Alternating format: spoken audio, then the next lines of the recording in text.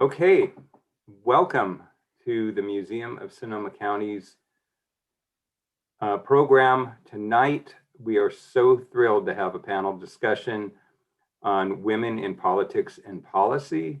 And my name is Jeff Nathanson. I'm the executive director of the museum. And it is our mission to share information, inspiration, to engage you in things that are relevant to our community with art and history. And tonight we're really looking at a panel discussion that is directly related to the exhibition From Suffrage to MeToo, which was expertly curated by our Associate Director and Curator of History, Eric Stanley. And so Eric will take the reins and introduce our moderator for tonight in just a moment. But I do want to encourage all of you to please support the museum. We have been closed for almost an entire year except for 2 weeks. Thankfully, most of our members have renewed their memberships, and we so appreciate all of you who are members and supporters of the museum. And if you aren't already, we encourage you to check out our website, go to museumsc.org, click on the membership link, and just check it out. We have a lot of virtual programming available, virtual exhibition tours, 3D tours of our galleries, and a whole range of videos from art to history, art instruction. It's just a wealth of information. And perhaps most exciting for a lot of people in the Sonoma County community, oral histories from Gay LeBaron's Oral History Project, which we will be coming out to the public in the very near future with a lot more information about. And with that being said, it is my pleasure to introduce Eric Stanley. And with that, take it away, Eric. Thank you, Jeff. Well, welcome everyone and good evening. As Jeff said, my name is Eric Stanley. I am the Associate Director and Curator of History at the Museum of Sonoma County. And welcome to tonight's program. A couple quick Zoom housekeeping items before we get started.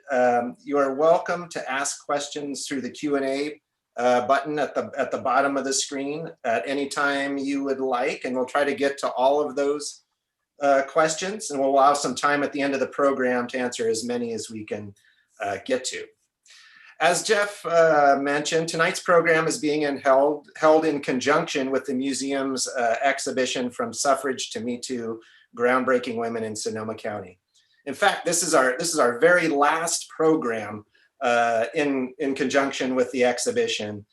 And though our galleries have been closed for some time because of the pandemic, you can still experience, as Jeff mentioned, the virtual exhibition and even a virtual tour that can be found on the museum's website. So definitely take a look at that if you get the chance. And I have to mention that tonight's program was made possible with the support of California Humanities, a nonprofit partner of the National Endowment for the Humanities, and with the support of people like you. And if you do feel like supporting the program, there were a number of people that contributed, and thank you very much, people who are participated. But if you're interested in supporting the museum, you can also text program to 91999 or go to the museum's website to donate. So thank you for your support. So last year, 2020, while it was many things, it was the centennial year of the 19th Amendment and the constitutional right for women to vote. And our exhibition From Suffrage to MeToo recognized that milestone and took kind of a unique look at the history of the fight for inclusion and women's rights. It didn't just focus on the suffrage movement itself, but kind of looked back across the century from 1920 all the way up to last year. And the changing expectations and challenges and obstacles to inclusion that women have faced over the decades. And in each era, the exhibition highlights several groundbreaking or trailblazing women from Sonoma County. And what it reveals, of course, is kind of the up and down and back and forth nature of that struggle, and the fact that the fight for suffrage really, and in many ways, remains kind of unfinished business. It's an ongoing story, right? And that's kind of what we tried to convey in the exhibition a lot, and what was there. And the exhibition featured women ranging from Frances McGoffey, who was the first woman in Sonoma County ever to achieve elected office in 1886, up to Helen Rudy, the first woman elected to the Sonoma County Board of Supervisors in 1976. So it feels so appropriate to close out our program series looking less to the decades of the past and more at the present moment, with 3 women making an impact now and finding new ground to break and revealing more about the issues of today and what we're grappling with. So the final programming, looking at women involved in important roles in public policy and politics in the here and now, offers a great coda to our exhibition. And so that's why we're so thankful to them, for everyone to joining us tonight and for doing this program. And with that, it's my great pleasure to be able to introduce the moderator for tonight's program, Dr. Cynthia Boaz, who is with us. Dr. Boaz was a professor of political science at Sonoma State University, who joined the faculty there in 2008. She received her doctorate from UC Davis in 2003. And her specialties include civil resistance, human rights, political communication and media, gender and politics, quality of democracy, which that sounds like a highly relevant topic right now, I don't know, political development, and even the politics of science fiction and fantasy, which I gotta say, that sounds fascinating. That's a fun one. Yeah, so I don't know how you're gonna weave that in tonight, but yeah, it's so, and Dr. Boaz is an active and accomplished writer, having contributed to lots of media sources and a number of publications and presentations, including how speculative fiction teaches us about gender and power and international politics is among them. She's also a founding member of the Sonoma Independent, a grassroots media organization. So we are so pleased to have her here tonight to moderate this program. And with that, I'm going to hand it over to you, Cynthia, to introduce our panelists. So thank you so much. All right. Well, thank you so much for inviting me to be a part of this, Eric. And also, Margie Purser, if you're out there, thank you, because I know you were the one that referred me to Eric. So appreciate that. So hello to everyone who's listening to this conversation tonight. I personally was very happy to see that the focus of the program for tonight is women in policy and politics in Sonoma County. As you all know, just over 100 years ago, women didn't have the right to vote in the United States. And although suffrage was won in 1920 after a 70+ year hard-fought struggle, the right to vote didn't automatically extend to all women. Immigrants and women of color, in particular Black women and Native American women, would continue to face electoral discrimination for years or even decades after the 19th Amendment was ratified. We might even argue, like Eric said, that full suffrage has yet to be achieved in the United States. And yet there are reasons to be hopeful. We have our first woman vice president of the United States and our first Black woman president of the United States. And here in Sonoma County, we're fortunate to have a number of brilliant, groundbreaking women leaders, like the 3 women on tonight's panel, who are helping to guide our policy and politics. Tonight on the panel, we have women who are relatively new to county politics and women who have been involved for decades. We have both elected and non-elected leaders, and we have women from diverse backgrounds and experiences, all of whom will be able to offer some unique insights and perspectives into the challenges the county faces, how far we've come, and what we still need to work on. So to start, I'm going to give a brief introduction of each of our 3 panelists. And then after introducing all of them, I'm going to ask each of them to take a few minutes to tell us what inspired them to get involved in Sonoma County politics and policy. And then from there, I have a few questions to get us going into a larger conversation. And as Eric mentioned, at some point, maybe around 45 minutes in or so, it sort of depends on how the conversation is going, but we're going to eventually open it up for questions from the audience. So I'm looking forward to a really vibrant and interesting conversation. So I'm going to do the introductions in alphabetical order. So I'll start with Esther Lamas. Esther Lamas was elected to the Windsor Town Council in November 2018, placing first in a crowded field of 10 candidates. And she currently serves as the first Latina ever elected to the Windsor Town Council. She previously served as a Windsor School Board trustee, having first been appointed in 2015 and then elected in 2016. Esther is currently employed as a deputy district attorney with the Sonoma County District Attorney's Office, where she has served as a prosecutor since 2007, after previously having served as a federal prosecutor for the United States Department of Justice at the U.S. Attorney's offices in the Northern and Southern districts of California. At the DA's office, Esther has handled a range of cases, including domestic violence, sex crimes, DUIs, and juvenile offenses, and has been involved in and developed numerous youth crime prevention programs over the years. She received a Bachelor of Arts degree from the University of California, Berkeley, and a Juris Doctor degree from UCLA's School of Law.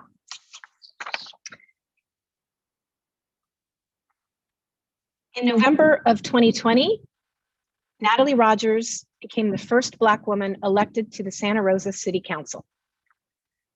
When asked, Natalie will be the first person to tell you that her life experiences and her ability to overcome hardship has shaped her. With her personal experience growing up in public housing, coping with a loved one's mental health challenges, and buying her own home as a single mother, Natalie can identify with many members of our community who are struggling. Natalie was raised by a maintenance worker mother and a unionized operating engineer stepfather living in public housing in Marin County. After graduating high school, she decided to pursue a degree in psychology, and she balanced her academics with full-time work as a bank teller. She became politically active, serving as the Black Student Union treasurer, Northern chair for the California Black Caucus, and the student trustee-elect. She graduated from Sonoma State University with a bachelor's degree in psychology. Natalie and her family temporarily relocated to Texas, where she became a case manager for Meals on Wheels and a service coordinator for the Mental Health and Mental Retardation Authority of Harris County. After 3 years, her family returned to California and settled in Santa Rosa. Natalie worked at Buckaloo Housing in Marin and Our House, a group home in Santa Rosa. She now runs her own private practice as a licensed marriage and family therapist and works part-time as a therapist for the County of Sonoma. She's also involved in her children's school and her professional union, ESC Local 20, representing them during their contract bargaining sessions. These resumes make me feel exhausted, and I'm extremely busy. And lastly, I want to introduce Suzanne Smith. Suzanne Smith joined the Sonoma County Transportation Agency, SCTA, in October 1997 as the executive director. For those who don't know, SCTA is the countywide transportation agency responsible for coordinating regional, state, and federal funding and administering Measure M, the local quarter-cent transportation sales tax. In 2010, the SCTA took on a new role as the Sonoma County Regional Climate Protection Authority, and Suzanne serves as the executive director of that entity as well. Suzanne is past chair of the California Self-Help Counties Coalition, an organization of 19 counties with transportation sales tax measures. She's also served as the chair of the San Francisco Bay Area Partnership and the Bay Area Congestion Management Agencies Association. Prior to joining SCTA, Suzanne was the district director for State Assembly member Valerie Brown. In that capacity, Suzanne focused on policy issues including transportation, education, and local government.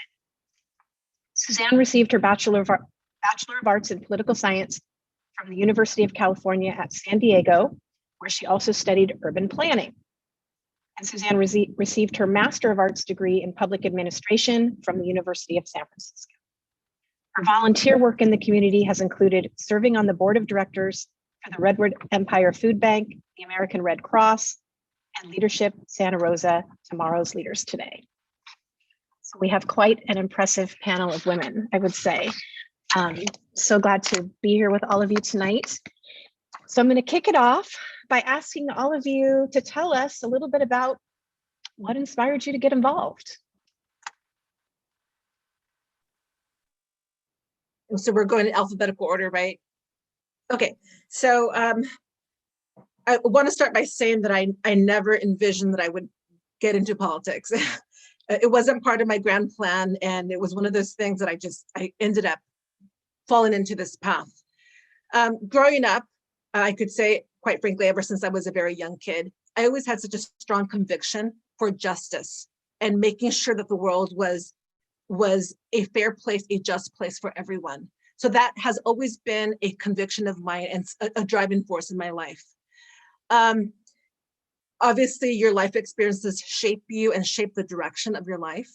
And I would say that probably one of the things, what got me here was really a combination of things.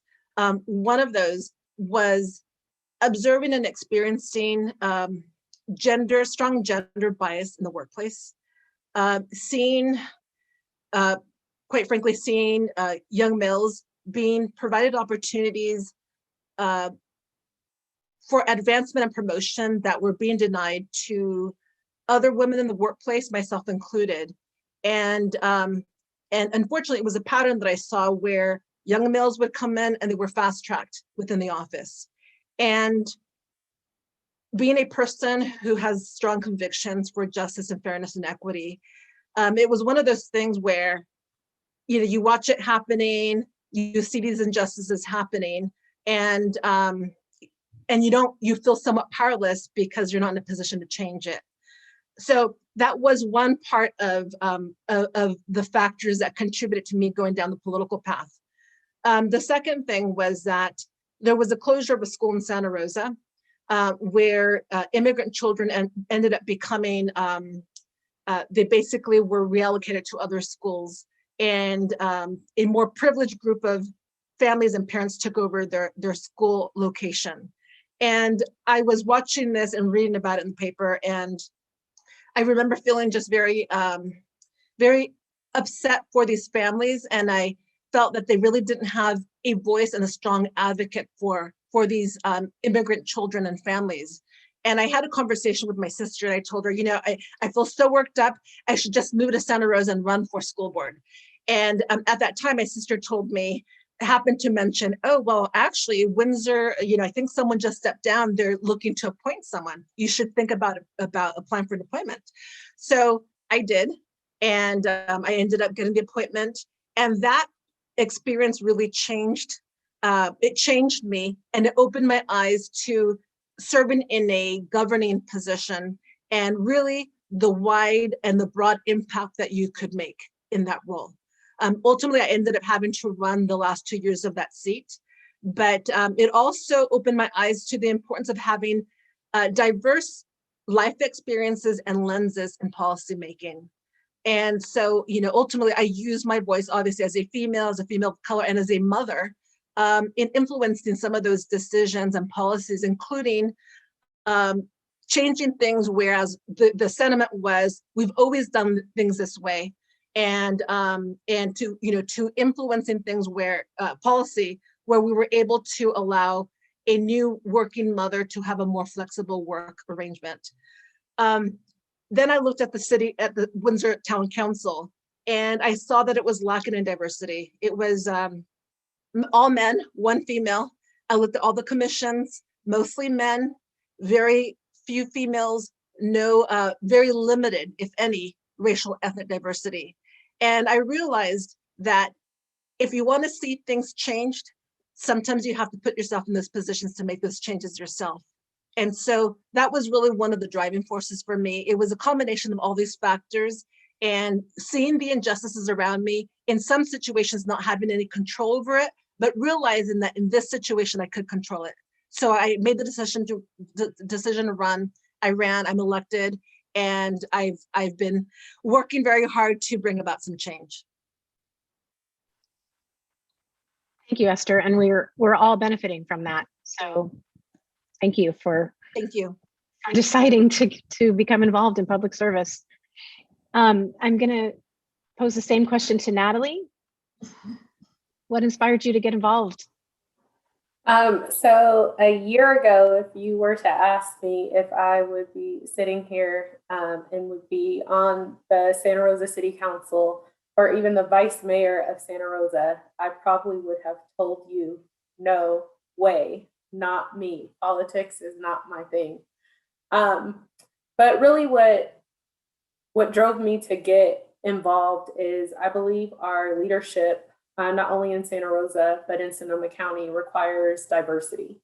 And when you look at diversity, I mean women, I mean people of color, all sorts of things that make a body or an organization diverse. So I wish my answer was for the love of politics, but that is that is not the answer. I love to serve. I have been taught to serve for a very long time, and my mother, she taught me to serve. She worked for the county of Marin. I remember we would go pick up food from the food bank and take it into Marin City and have the ability to pass out food and toys during Christmas time. And I always found a way or a niche to serve. And so I think that probably is the reason why I am so courageous enough, I would say, to run for city council. Definitely it has been a journey and an experience, but it's really my passion to see a change, to want to be a part of the change, not just talk about it. I am a mother of 8. I currently have 4 minors. 1, 2, 3, 4. Yeah, 4 minors. Sorry, gotta count. And 3 are still in my home. But you can always find the time to complain about things that are going on within your city or within our nation. But to make the time to do something about it, I think is really important. And when you've had enough, you've had enough. And when you want to be an example, not only for your children, but all the children, all the Black boys and girls that are in Sonoma County, all the, the little girls that are wondering if they can do it, just to be that example and to be that mentor and be available for that. I actually think where many think that I am the blessing to Santa Rosa, I believe our residents and our children are a blessing to me. I believe they have given me the drive and the determination to want more and to go after more for them. So in short, the reason why I am currently on the city council is because I love to serve, I love people, and I love to represent the unrepresented. Well, I think you're right that it does take courage to do something like that. There's a reason why I've never run for elected office. I'm not brave enough to do that. And to put yourself out there, in the interest of serving and role modeling, especially for young women and girls, I think is just, that's a remarkable, that's a remarkable move. And we're benefiting from you as well, from your decisions as well, Natalie. So thank you. Now I'm going to throw it to Suze to talk about what inspired her to get involved. Thank you. I'm definitely the least courageous because I have such admiration for people who choose to run for office. I am the policy side, less the political side in this panel, in that I've spent my career working in the public sector on public policy. Although I did start on the more political side, working for elected officials. And my interest really started because I had a great high school history teacher. And I went to Pioneer High School, West Side, Santa Rosa. And this guy, Ken Fox, was a great history teacher. And one of the things he did is he invited our congressman at the time to come in and speak to the class every year. And so the year that I was in his class and the member of Congress came and spoke, I was like, there's a thing called internships. I didn't know what that was. Okay, wait, I could go do that with a member of, my interest was piqued. And I ended up going off to college, ended up interning for that same member of Congress, and the fire was lit. I was so committed to working in the public sector, working in politics. I loved the part about helping people. When I worked in the congressional office, I answered the phone. And when you answer the phone in a public office, a public elected official's office like that, you hear the gamut of things. People who need help, people who want things. It was a great first exposure to how you can help people. And so after I graduated, I ended up going to work for Valerie Brown, which she first ran for office for the state assembly. And I ended up working for the legislature for her for 5 years and ran her campaigns. And so I got that aspect involved. And she ran for office the first time for the state legislature in 1992. And that was the year of the woman. So you had Dianne Feinstein and Barbara Boxer running for the U.S. Senate. In Sonoma County, we had Lynn Woolsey running for Congress, and we had Valerie Brown running for Assembly. So it really, there was all this energy around women running for office. And so it was great. And there was this kind of groundswell of newly elected women. Sadly, over time, it kind of tapered off. And so we've seen a second sort of wave, or maybe even a third wave more recently, which is great. But that exposure, it's, right out of college, it was my first job. That exposure to so many brave and powerful women wanting to do good things and bringing such a different perspective to a place that was pretty white and old and male was fascinating to experience, even as a lowly little staffer. But the other part of that was, for my sort of growth, I thought, okay, cool. Well, women have done it. Great, we're in. We've won. It's all dialed now. And so my lessons learned over the last couple decades is that it's a constant fight. Just like sort of preserving our democracy is incumbent on us to continue that maintenance, that care and feeding. So is maintaining or obtaining and maintaining a diversity within our representative governance. And that means more women, more people of color, more perspectives, because we truly need a broad representation. My work shifted because of term limits, frankly, and my boss was no longer going to be able to run for office. So I started to look around and figure out what sort of policy arena I could work in. Instead of knowing a little bit about a lot of things, how could I learn more deeply about one policy area? And the idea of building stuff sounded really cool to me. And the Transportation Authority had a vacancy. And I'm not a transportation expert, but they were looking for someone who was more of an advocate, who could go out and work the political angles to get funding.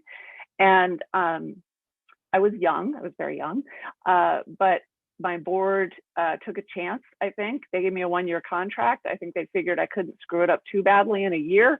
And I could learn the substance, the subject matter, and had the political angle that they wanted.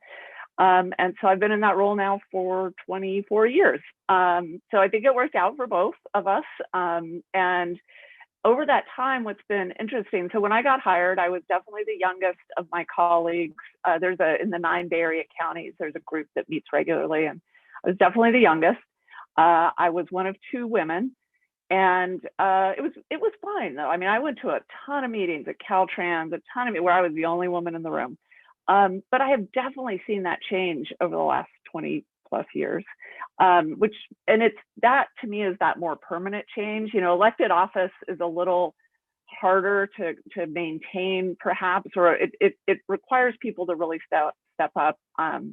But that sort of professional class in government, I do see so many more women in the transportation field now. And in fact, of the 9 county Bay Area executive directors, 8 out of the 9 are now women. So that's kind of fun. So, you know, I guess I will leave it at that, but I just I'm so committed to encouraging people who are interested in public service to just take a stab at it. Get involved in local politics, get involved in state politics. There's always an opportunity to volunteer on a campaign or to call an office and ask how you can help. You can really direct your own path when it comes to the public sector. You don't have to wait for someone to promote you or to get you in the door. There's a lot of opportunity. Thank you, Suzanne. I think all 3 of you kind of really emphasize the point that public service really is about service. And you've all dedicated your lives to different aspects of that. To follow on something that you were just saying, Suzanne, I wanted to ask you all about your thoughts on the current gender balance or lack thereof in positions of power, you know, around the county in general, because you spoke to that a bit in your field, Suzanne, but I'd like to hear more about what are the impressions of the panel at large, you know, especially given the theme of this particular panel and the museum exhibit that it's following on.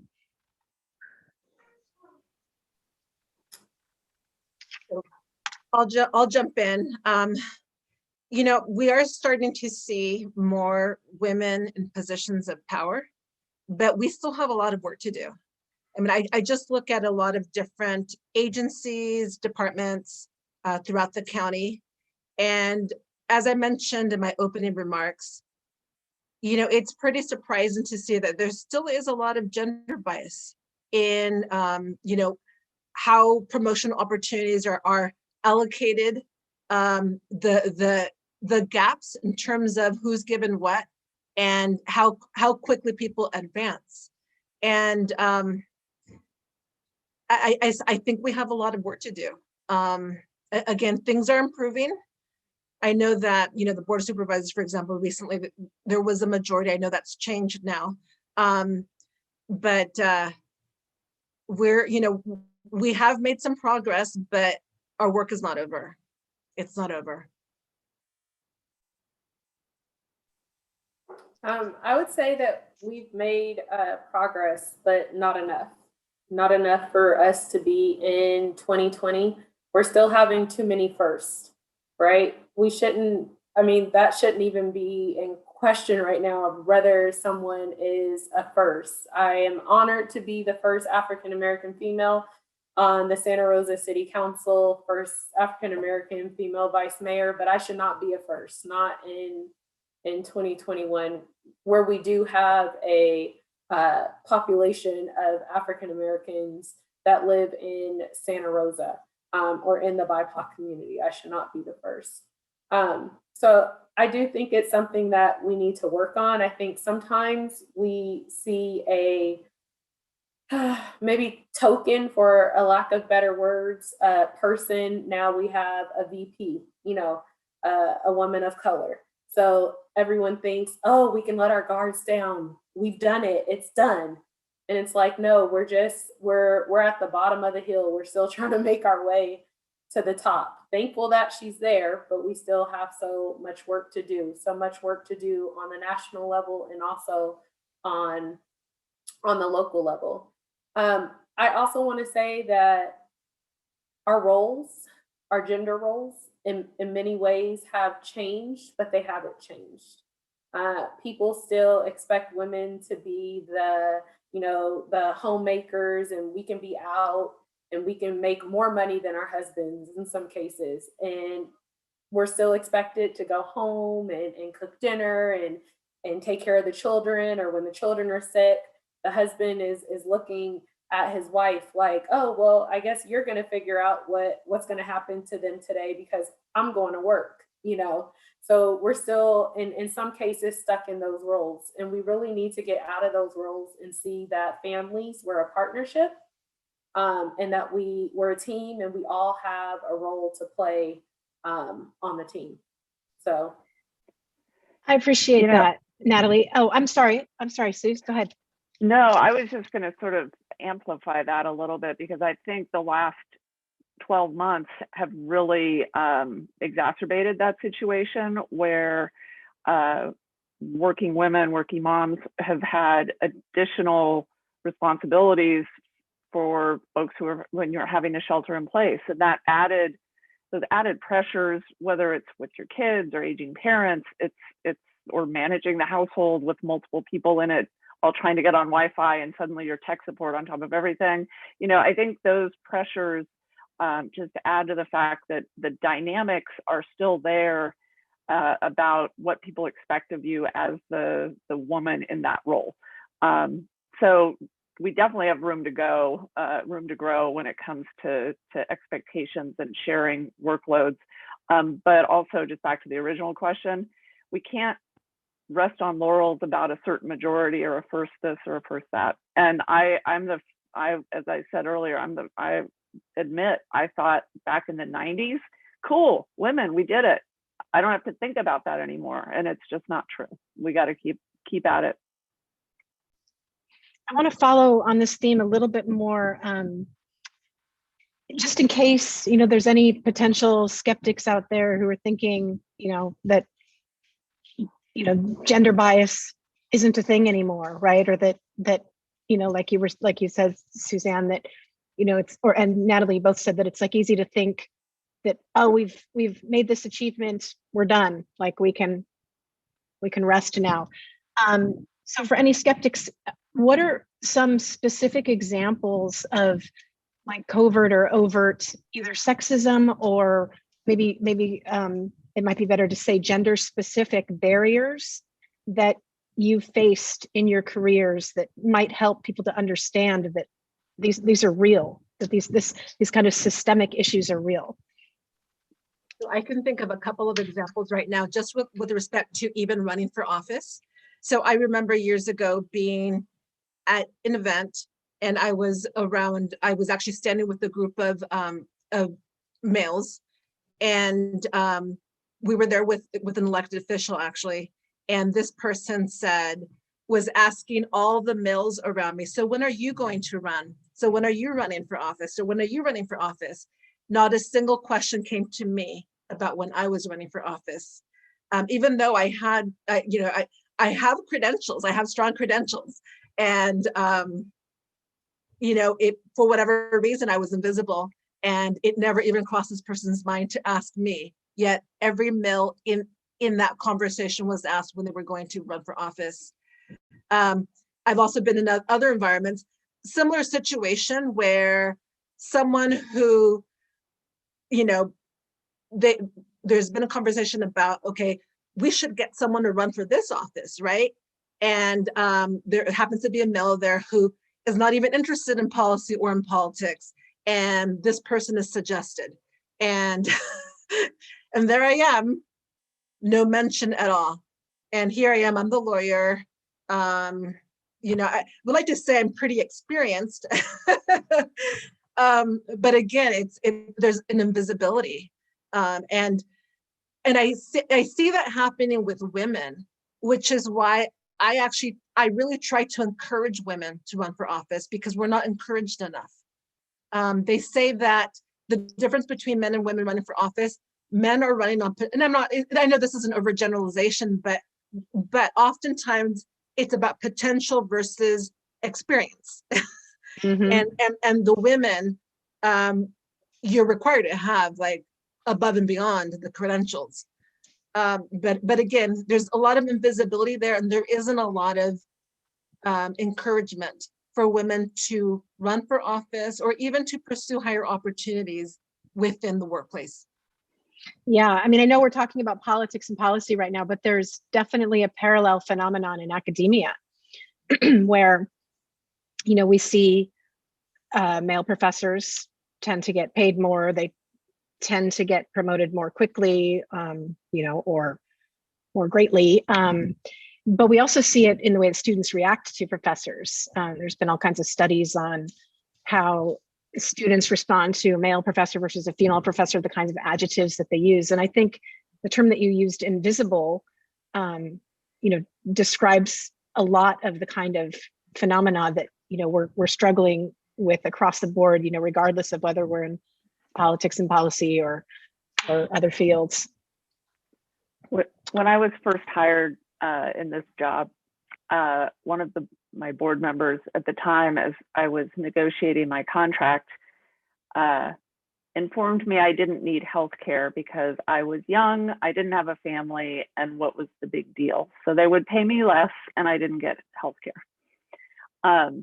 And I literally had to say, okay. I mean, I didn't have the power to push back on that. And so I got the job, I signed the contract, and within a month, thankfully, HR stepped in and was like, you can't not have healthcare. Like there was some institution there that supported me, but it was a pretty direct sort of thing, that because of my age and I didn't have a family, therefore you're good, you can be paid less, no big deal. And just the expectation that you're going to accept that.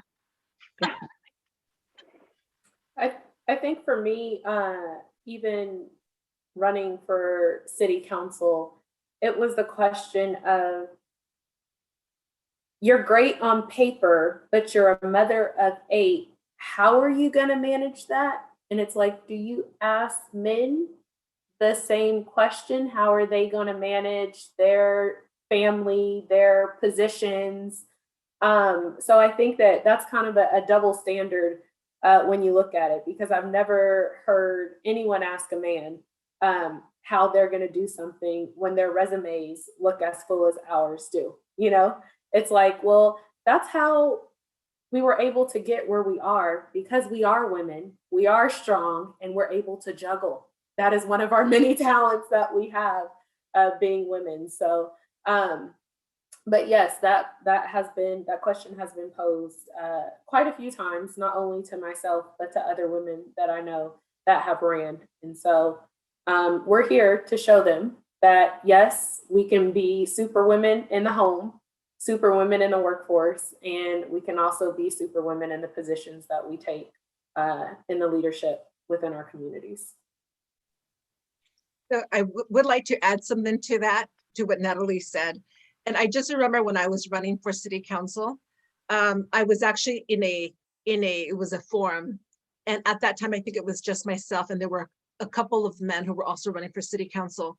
And I had a male from the audience tell me, I think you're too busy. He told me I was too busy to run for city council. And so I told him, I said, well, actually, I'm not any different than these other individuals that are running who also hold full-time jobs. There's no difference. But again, the perception that, for whatever reason, there was perception that I was too busy to do city council, even though you have other people who are business owners running their own businesses, other people who are working for other companies or corporations, right? Yet I'm the one that's too busy. Right. So yeah, it's an interesting different standard, right? And different set of expectations. It actually reminds me a little bit of a piece of feedback I got once on a student evaluation that said, she thinks she knows more about this subject than we do. Wow. Yeah. Cynthia? Oh, yes. Oh, sorry. Really quick, I was just going to say that not only do we get the feedback from men in our communities, but we also get it from women. And so it's very important for women to know that if this is something that you're passionate about, if serving in the community, whether it's on a board a nonprofit organization, whatever it is, like we make the time for things that we love and enjoy. I would say the one thing that I cannot mess up on, and I've always said this, is I cannot mess up on raising my children. That is the one position that God has entrusted me with that I can't screw up. I have to give it my all. But I can make time for things that I'm passionate about, and I'm passionate about serving. And so if anyone out there just has, the little inclination to get involved somehow, start small. You don't have to run for city council. You don't have to run for the board of supervisors. You don't have to run a board or be the director on a board, but just start small and get out there, and you will see too that we do make time for things that we love, and that we can do it and we can juggle. And the other part of that is just exposure to different things, right? When you volunteer for a board or a commission and learn more about the community, then you learn how you can play a different role in that community and be a leader on something, or, support someone else who wants to be a leader on something. And it's that initial putting yourself out there and figuring out that, like you said, maybe I want to be on a nonprofit board. Maybe I care about hunger. So I'm going to look at working with a food bank or an organization that supports children who are hungry, start there. And then you learn like how that network of community organizations works with government, and how policy decisions affect that, the food supply and distribution, and how those policies get put in place, and who has effect and power over those policies. And maybe you want to end up changing those policies. So how do you get to do that? I just think there's so many entrees into public policy and local politics or state politics that you don't have to be an expert in any of these things to start. You learn that. One of the things that I had the opportunity to work really closely with Pat Wiggins, who was a state senator before that. She was a really active community organizer. But one of the things she taught me when I was really young was people act like they know things and they don't know shit. Like just assume that most of them don't know half of what they act like they're knowing, especially men. I'm like, okay. I didn't know that, like you just, and that's not to say everybody's full of it, but there does tend to be, some folks who will exaggerate their knowledge or position on things, and just know that you can push back on that and maybe have a little more bravado yourself. I've had that told to me as well by some very smart people. And I think there is a gender dynamic, to that kind of attitude, or, to that approach. It's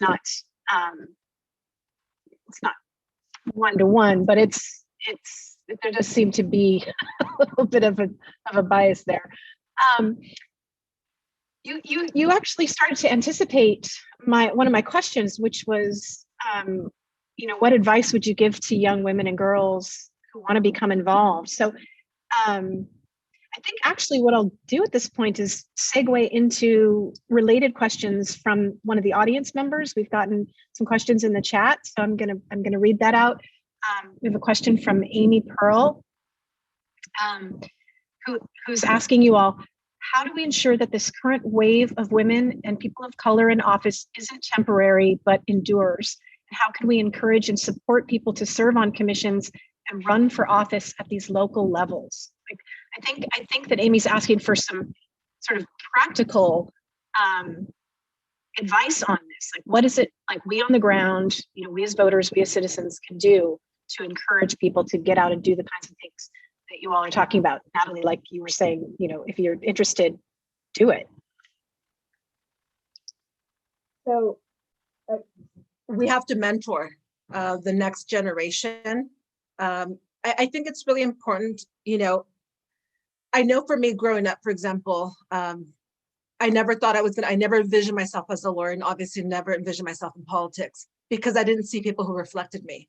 I didn't see brown females in elected office. I didn't see brown females as lawyers. And so number one, it's important to serve as the example. And number two, we really have to get out and just really encourage young females to pursue these paths. Whether it means, speaking to students in schools, having students or youth come and shadow you. I just think that's really important. I know I just spoke to a college class actually was it yesterday? It was yesterday. And I think that's an important part of it, is demystifying this, demystifying the political process. I mean, it for one who's not experienced with it seems so foreign and so unattainable. But we have to encourage people to get involved in campaigns. And again, being an elected official is not for everyone, but there are different things that people can get involved in the political process. You can help out on a campaign, and there are many, I'm sure everyone here agrees, just many pieces that people can get involved in. But even just being involved in the political process, registering voters, working on issues that you support. But again, a big part of it, again, is demystifying the process for young women and just being that example for them. So maybe you all would be willing to come talk to my college freshmen at some point, because I can tell you that that'd be great. Absolutely. Because college students, especially young college students who are new to the ideas of politics and what it means to go into politics and policymaking and just being a citizen, what it means to engage as a citizen in the world, they're very intimidated, with the idea of getting involved in some way, right? And I think, your suggestion, Esther, to demystify this whole process, I think that's integral to this. Make it relatable, make it real, kind of bring it to them where they are, right? Instead of being this kind of abstract phenomenon that happens out there that by someone else, they don't really understand, right? I think that involves empowering them to understand that they're part of the process. It's not just that they're affected by it, right? So bringing in strong women leaders to my classes would be a great way to encourage that. So all of you have an open invitation. Thank you. My son took me to his show and tell last week, and it was the cutest thing for him to announce, what did he say? I'm bringing the vice mayor of Santa Rosa, my mommy. And I just thought that was the cutest thing. But I've been wanting to get into the schools, even if it's by Zoom, and just being available, being that example. I can't wait till COVID is over, where we can go out in the community and have booths, and just letting not only our young children know, but letting our college students know, letting our high schoolers, letting young adults know, right? Anyone that wants to get involved, we have boards and commissions in every city. Not only do the cities have them, but the county has them. So that's a way to get involved. We have wonderful nonprofit and organizations that are within our community that do so much work. If you have a niche or something that you enjoy doing, I'm sure you can find something in some way to get involved. But I think it is knowing that we are good enough. We don't have to know everything, because I will be the first to admit, no matter what classroom I go in, no matter what Zoom I'm on, I don't know everything. And that is why I rely on the experts that are in these organizations to help me and to help educate me. I'm just the voice. So I just say, just do it. Start small. It's up to us to be available. It's up to us to mentor, and to continue to answer questions, and also being in leadership to appoint people that we want to see the leadership reflect. So unfortunately, I have not made all my appointments for our boards and commissions, but I have on multiple occasions asked people from the BIPOC community and women to send in your applications. And I'm going to keep asking, because I can keep doing the status quo, but for me, that's not good enough. And that is why I ran for office in the first place, is to see some diversity. So I'm going to keep asking for those applications. Esther, one of the things that you mentioned was the role of mentoring. And I am curious about the role of mentors in all of your lives. Some of you have mentioned people who were inspirational to you, along the way.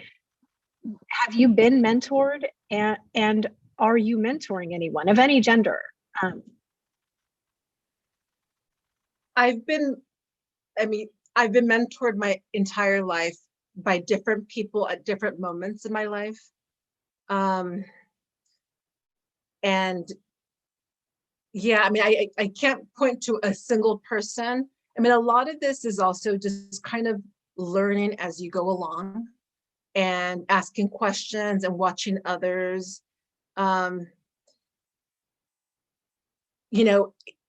Looking back on, or if you want to look at, big picture mentors, I look at, for example, John Lewis, right? And, just some of these national leaders who really, really made huge impacts and brought about big change. Those are the people who I look to for inspiration. Those who were so courageous and are still very courageous. And again, there are mentors in different places, but I really look to. I look to so many different people for in my path. Just for yeah. I don't know if I'm answering your question correctly here, but I can't say I have a single mentor. There are so many people that inspire me, and that to me is mentorship. Sounds like you pay that forward to a lot of people likewise, right? I try. I try. I tend to be very open to youth. And, I take, right now the courtrooms are closed, right? And because of the pandemic, but, historically I have taken students, I've brought them to come watch me in court. I've invited them to watch me, to watch council meetings. I want to encourage the next generation to really aim high. And, I think several of us here, we're trailblazers. We're the first, many of us. And it's important to me that people see that these paths are attainable. That to me is a very important thing. So I try to mentor as many youth as I can. I do. I know at least one youth that would probably consider you a mentor in my own family. Oh. I thought he was going to be on this on the Zoom, but I don't see him in the attendee list. Some of the folks out there might know my nephew Jackson Boaz, very involved in local politics and very much looks up to Esther and Suzanne as well. And I'm sure he looks up to you too, Natalie. I don't think you've had a chance to meet yet, but this kid is everywhere. And he has a lot of people that look up to him as well. He does. He inspires a lot of people. He does. Yeah, no doubt. Oh yeah, no doubt. Imagine that being a mentor at 16. But it goes both ways, right? I think that's kind of what you're saying here. What about you, Suzanne? Do you have a mentor, and or are you mentoring? So I definitely have had a handful of mentors along the way. Valerie Brown, when she hired me back as a pipsqueak out of college, she definitely mentored me. And she one of the best things I learned from her was, this is going to sound self-serving, but I don't mean it about me, but hire good people, right? Like hire people who are smart and enthusiastic and know more about stuff than you do, and let them do what they're good at. Don't be all up in their business all the time. So I feel like that management structure that she taught me early on was so helpful. for me to learn how to build a team, because I've not worked in a big corporation or a large, large agency or anything, but just, how to hire good people. That was a great lesson learned from her. Community organizing and listening to people was something I learned from Pat Wiggins. Before she ever ran for office, she just was so involved in the community and understood how to bring people together. And so that was a skill that I just was in awe of that she brought and I learned from.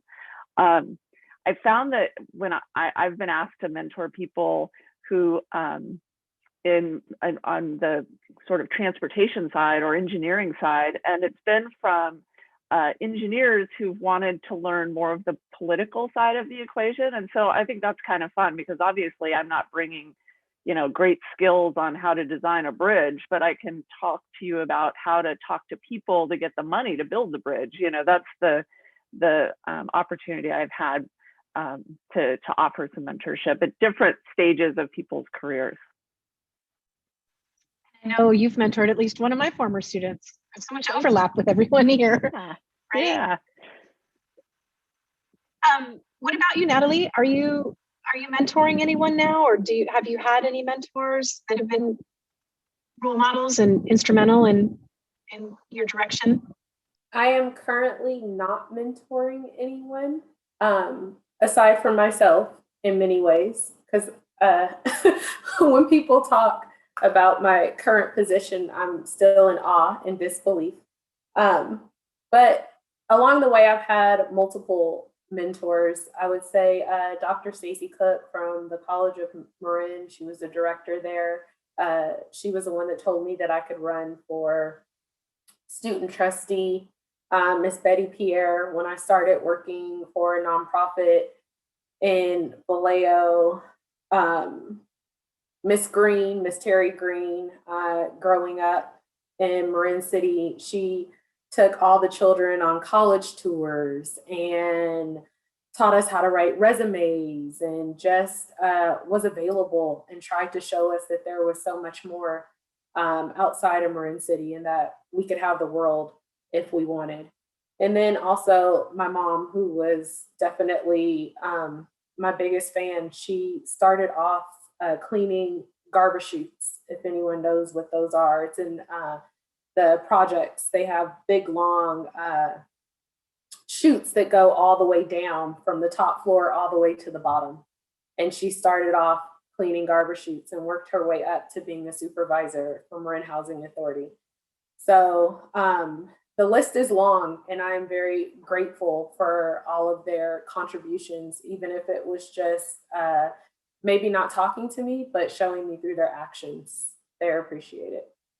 So I see that it's about 8 o'clock, and I want to invite the audience to ask any questions of our panelists now. You can either put them in the chat, or actually, I guess we don't have the ability for the panelists to speak, right? Because we're on a webinar. So if you do have a question, sorry, for the audience to speak to the panelists, because we run a webinar. So if you are in the audience and you have a question, you can ask it now in the chat, and I will read it out. It does look like there's one I missed earlier, which asks about the systematic barriers to serving.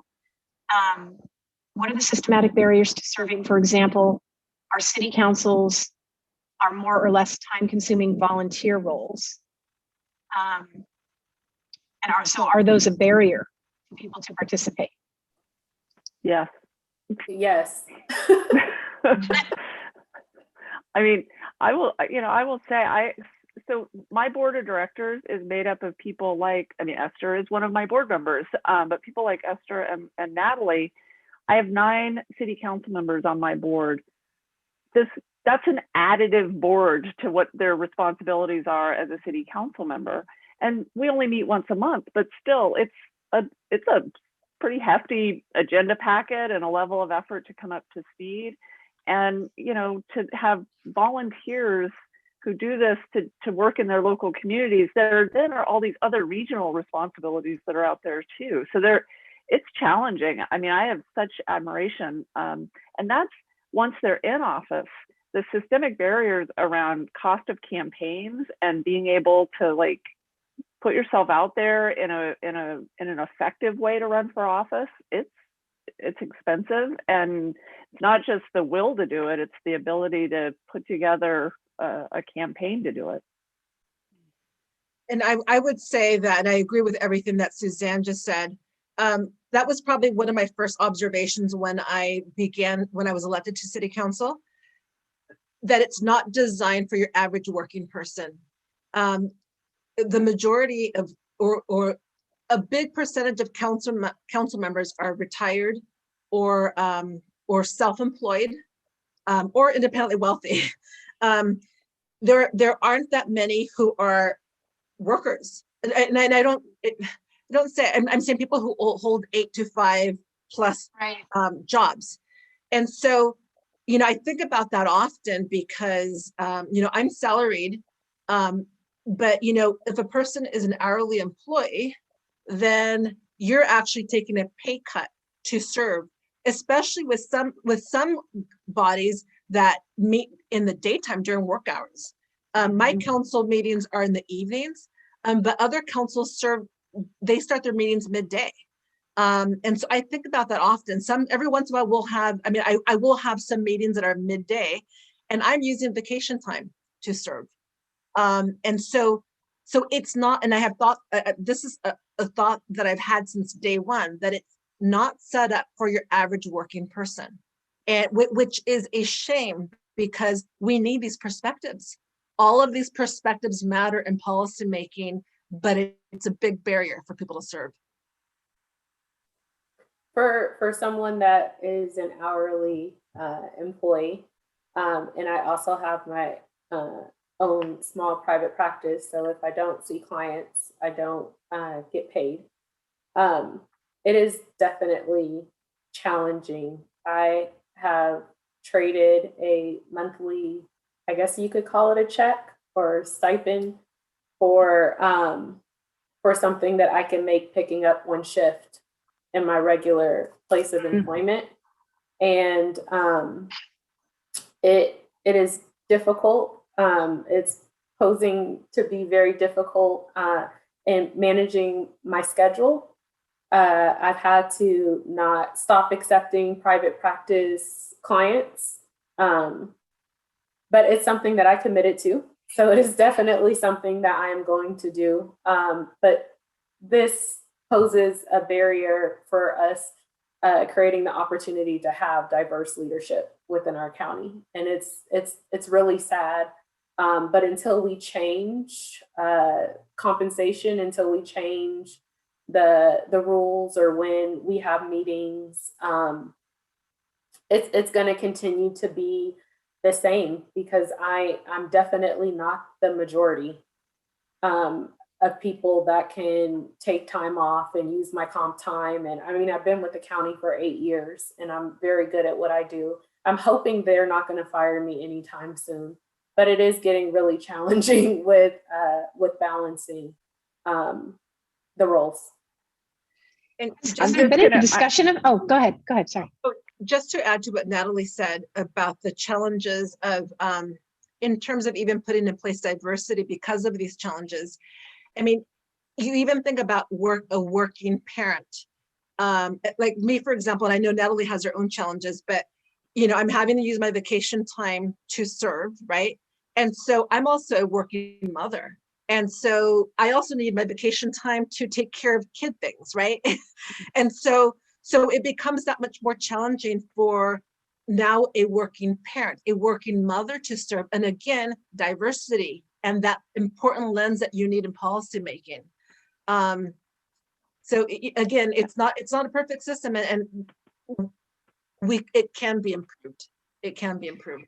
Are there any discussions at any of these at the level of the county or any of these councils about changing this system up? Yeah, adding compensation or making more flexible hours for meetings or anything, in order to provide incentives for so as the non-elected on this, I definitely want to get on my soapbox for a second, because there is such a, I think, lack of appreciation for the number of hours that are put in by local electeds. And I mean, you could be the city of Cotati and you still, it's a small city, but the issues are still vast and you still put in probably at least 20 hours a week.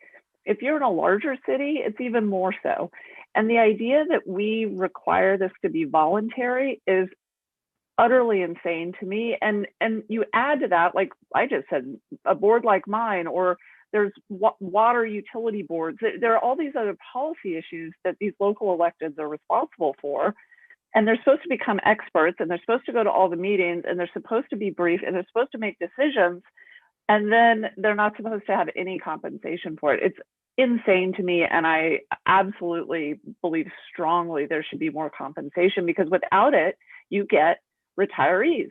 And that's neat, but that's not the makeup of the community. And, you know, they may be well-intentioned and they may all do a good job, but that's not what the community looks like. And we need a broader voice than that.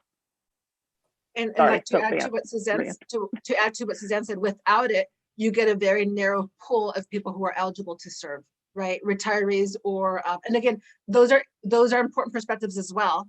But again, it's a much narrower pool. Just to piggyback a little bit on what Suzanne said, I am either, I serve on 8 different boards, and some of which I'm an alternate, but just to get up to speed on what's going on, I have to do prep sessions, which maybe 1 to 2 hours before I even spend 1 to 3 hours or 4 hours on that board.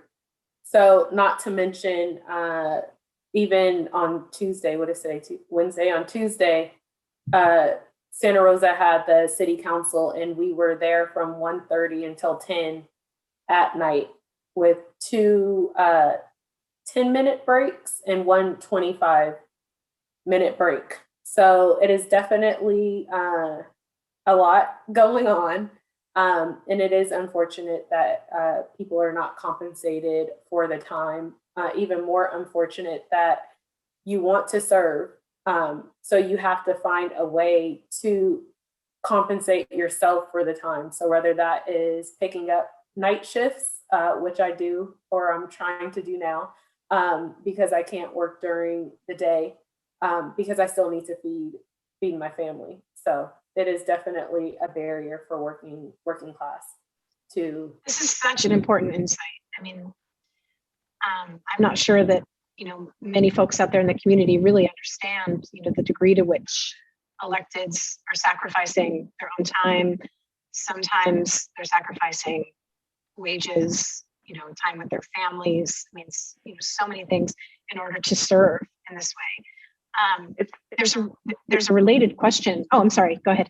No, I was just going to say, it's not for the glory. I mean, the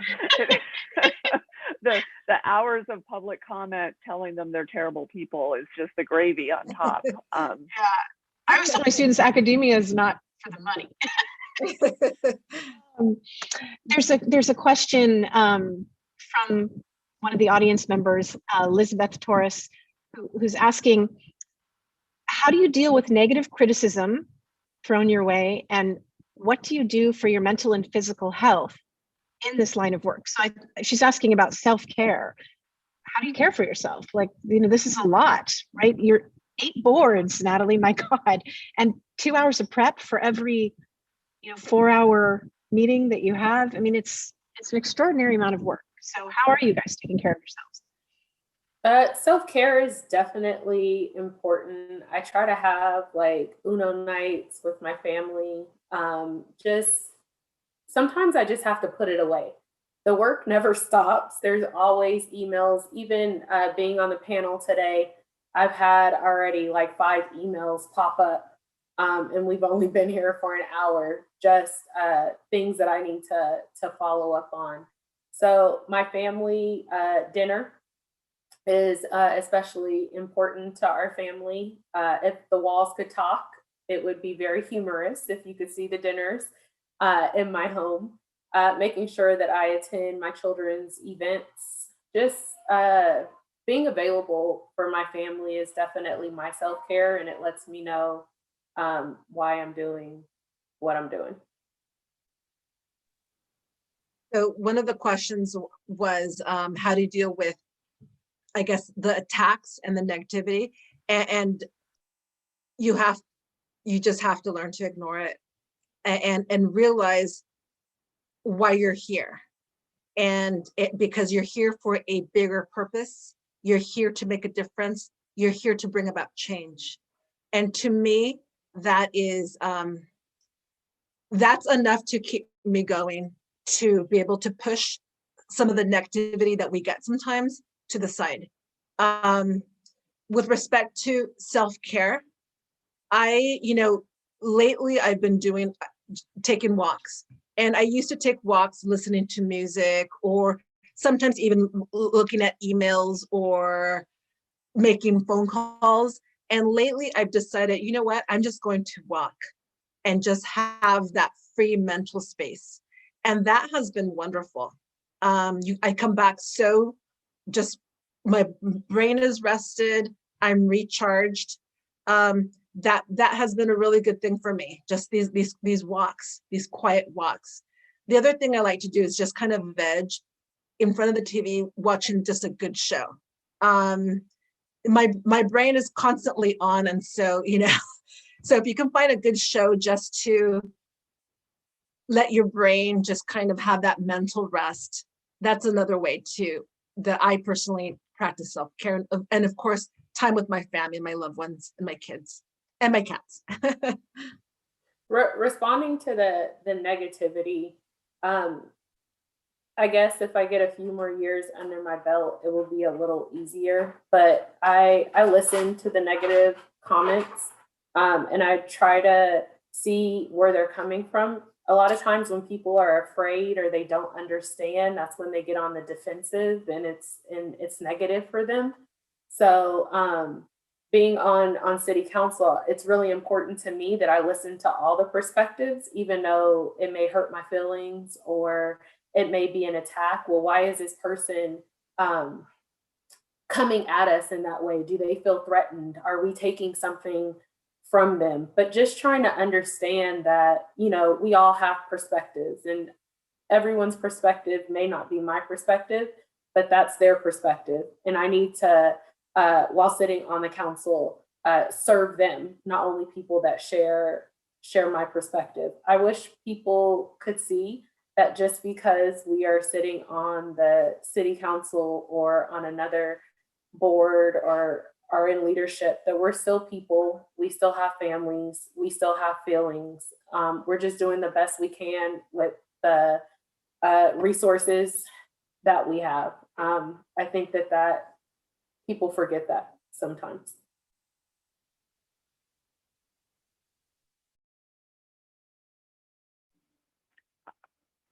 I don't really have anything to add. I'm in a different position in that I am paid, I'm compensated for the work I do, and I'm not taking the slings and arrows like these guys are directly. But I am grateful and admire and have great admiration for all of the electeds who do that. It's rough with those negative comments. I mean, I do have to sit through the public comments. It's just not often directed at me, thankfully. And you do grow a thick skin, I think. And you still internalize it somehow, and trying to hear, I mean, to Natalie's point, I think trying to really listen for what the underlying sort of concerns are, is how you can hold on to it without hopefully letting it get to you completely. Someone say something really profound to me once about this. So you all talked about, the importance of, working for social justice and, essentially making the world a better place for the next generations, right? And that does require sometimes going out on a limb, right? And taking sometimes provocative positions that are going to be unpopular. Not everybody's going to love everything you do, right? And I was complaining to someone at some point a while back about how I didn't think it was fair that I was being, attacked on some issue that I'd taken a strong position on. And they said to me, Cynthia, you can't be a professional boat rocker and expect people to thank you for it.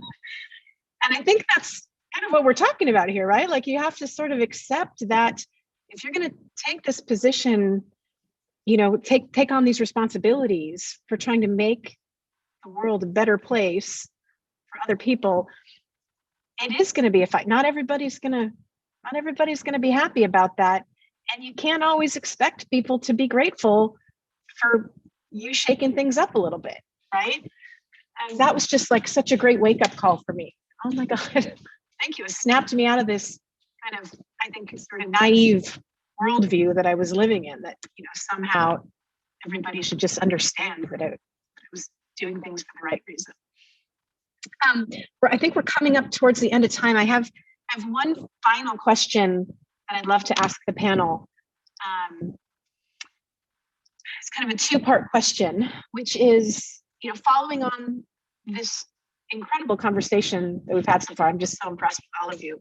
Honestly, thank you so much for everything that you do. If you could sum up, like, what do you think right now are the major challenges facing women generally and women of color particularly in the county? You know, what would those things be? What would those challenges be? And then part two of that question is, what is your ideal vision for the future in terms of the county and, you know, some of the issues that we've been talking about tonight? You know, if you could look 10 years down the road and have, you know, X, Y, or Z problem solved, what would it be? I think one of the challenges as a female, I guess, leader of color, I think sometimes people are a little threatened because you represent change. And so I have personally experienced, I guess you could say, to say it quite simply, people abuse of power directed towards me, retaliation, repercussions, because I've stood up for myself. I haven't allowed myself to be trampled on. And so I would say that's probably, for me personally, one of the biggest challenges, is that sometimes it feels like it's a continuous fight for me, just to maintain my dignity. And again, I mean, you know, people fear change. People fear change. You know, I oftentimes, you know, when I talk to some, talking about mentoring, I talk to some of my friends, others who are, you know, serving, maybe, you know, perhaps on councils or in other leadership roles. And one thing that I oftentimes mention is that when they're experiencing those types of pressures, what I mention is that what's happening is that those are the tensions of social change. Those are the tensions of social change. And it's not always fun, especially when you're a, I guess you could say, a pioneer or trailblazer, and you're trying to trailblaze. There's pushback, and you know, and I mean, that's a big challenge that I face, but at the same time, I will continue to stand up for myself, and I will continue to speak out against injustice and social injustice, and I will not be silenced. So, I mean, that's my position. Those are my experiences. Those are the challenges that I experience as a female leader of color. But, you know, I'm here to bring about change for all of us, and to, again, leave this world a better place than I found it. So, thank you. Thank you, Esther. So I would say challenges are having my voice heard, for people to take me serious. I'm just not the token Black woman that has gotten elected to city council because now is the way for Black people to get into elected office, that I am qualified for my position, being a woman of color, being a mother and being a therapist are all bonuses that the city gets while I'm on council, but I am definitely qualified for the position. And 10 years down the road, not geared at women specifically, but I want to see a sense of community. We have lost our sense of community, and we need to get that back. It takes a village to raise children. We need to know who our neighbors are. We need to strengthen our families. We've lost so much. Our society has lost so much, and we need to find our way back to some things and away from others. But we definitely need to get a sense of community back. It helps with mental health. Our children that are, not wanting to be here anymore, killing themselves, cutting on themselves. There's just so much going on in the world. And I feel like if we bring a sense of community, a sense of family, a sense of belonging back, then that is definitely more than half the battle. So in 10 years, I would like to see that. The challenge that comes to mind that I feel is most sort of pressing is it's not just applicable to women, but for this community and for this country, frankly, is I'm worried about our economic recovery over the next year or two and how we come out of a pandemic in a way that is healthier and kind of to what you were just saying, Natalie, more a sense of community. But I am worried about the economic repercussions of the pandemic, especially on those who did not have advantages to begin with. I think we're going to see this wealth gap, and that often affects women more directly than it does men. So I'm definitely worried about that. In terms of the vision, I want to just champion again what Natalie just said, because I have this. I'll make it PG, but my theory is don't be a jerk. I use a different word, but don't be a jerk. Like that should be our theme. Like, just everybody, just be a little bit nicer. Like you don't have to be sweetness and light to everybody, but just take it down a notch, everybody. And if you're just not a jerk to each other, that'll help when we're communicating about what our true problems are or what our concerns are. So that's my, back in the day we had like give a hoot, don't pollute, or, things like that, like only you can prevent forest fire. I want that to be a thing. Just don't be a jerk. Wow. Okay. Wonderful. I thank you all so much. You are not invisible to me. I see you all. You are just incredible community leaders. I feel that we are so lucky in Sonoma County to have leaders like all three of you, and to hear you in this conversation tonight has just been really special. Thank you so much. And you're just all an inspiration to me. And I hope to see you in my classroom at some point in person in the next year or so. I'll come on that. Yes, and let me add my thanks on behalf of the museum. Thank you guys so very much. I mean, the call to action and the relishing of service there was such a powerful message. That was absolutely fantastic. So I thank you guys so much. And now I feel guilty of having invited you on this program, and I so hope you all get to watch a great TV show tonight and veg out, because that's what I hope. So I want to thank you all so much, and Cynthia, thank you. That was fantastic. So really appreciate you providing a wonderful program for the museum tonight.